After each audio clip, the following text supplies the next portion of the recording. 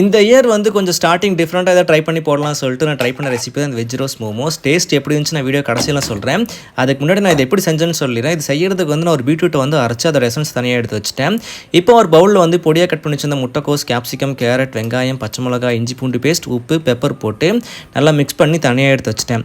இப்போ ஒரு பவுலில் வந்து மைதா, உப்பு, ஆயில், அப்புறம் பீட்ரூட் எசன்ஸ் சேர்த்து நல்லா அதை வந்து சாஃப்டாக பிசைஞ்சு அதை வந்து சப்பாத்தி பார்த்து தேய்க்கிற மாதிரி சின்ன சின்ன பவுலாக வந்து உருட்டி அதை வந்து தேய்ச்சிட்டு ரவுண்ட் ஷேப்பில் கட் பண்ணிவிட்டு ஒரு 3 லேயராக வந்து அடுக்கி வச்சுக்கோங்க. அது சென்டரில் வந்து ரெடி பண்ணி வச்சு இந்த மசாலா வந்து வச்சு க்ளோஸ் பண்ணி அதை வந்துட்டு இட்லி பாத்திரத்தில் வச்சு ஒரு 20 மினிட்ஸ் போல் ஸ்டீம் பண்ணி எடுத்திங்க அப்படின்னா ஒரு டிஃப்ரெண்ட்டான ஸ்டைலில் வந்து veg rose momos ready. But இதோட டேஸ்ட் வைஸ் நீங்கள் கேட்டிங்க அப்படின்னா அந்தளவுக்கு நான் எதிர்பார்த்த மாதிரி வரல. பட் நான் வந்து உங்களை வந்து ட்ரை பண்ணணும்னு சொல்ல மாட்டேன். பட் இது வேறு எந்த மாதிரி ட்ரை பண்ணி தான் நல்லாயிருக்கும் நீங்கள் நினச்சிங்க அப்படின்னா கமெண்ட்டில் சொல்லுங்கள். அந்த மாதிரி ட்ரை பண்ணி பார்த்துடலாம்.